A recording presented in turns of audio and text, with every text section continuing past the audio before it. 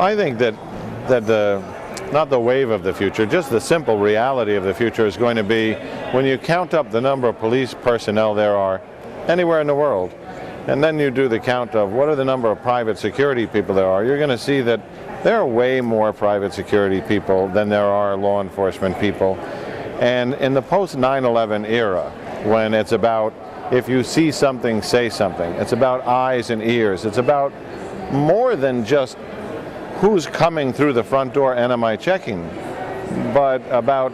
who's watching the front door from across the street. And are we clocking that person? And are we saying, is that person have a reason to be there? What kind of observations are they taking pictures? When you see the pre-operational phase for a terrorist attack, that's the kind of thing that a police officer on his or her busy patrol might pick up. But it's certainly the kind of thing that a security person in a fixed position or that person who's watching a dozen cameras has a much better chance of picking up.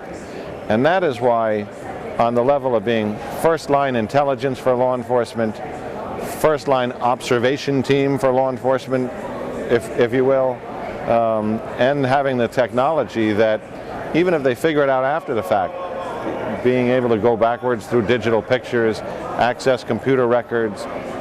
cellular telephone companies and their ability to bring up not just who called whom and when, but what cell phone tower were they hitting and where were they really when they claimed to be somewhere else. All of that globally is the exemplar of why across fields from terrorism to internal theft to external theft to cybercrime to organized crime, law enforcement and private security, that public-private partnership is unbreakable and stronger than ever, but also more necessary than ever.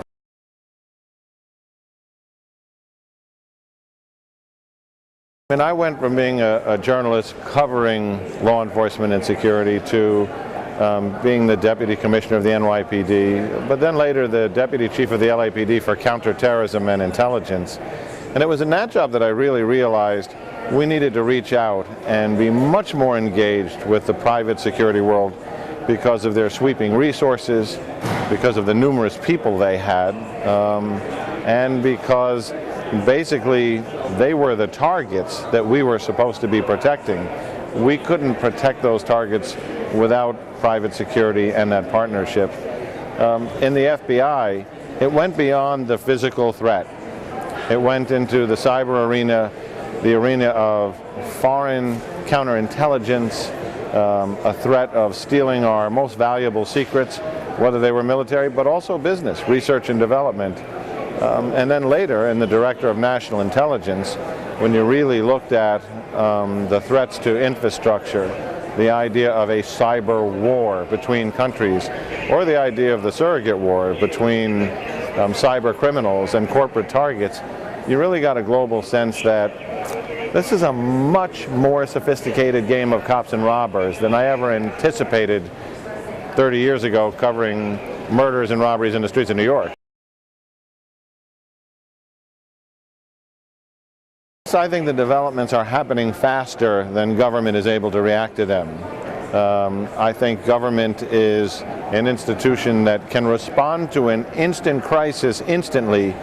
but to looming crises that are moving slowly, like a glacier,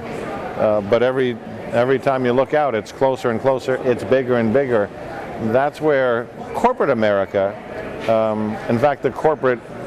global structure,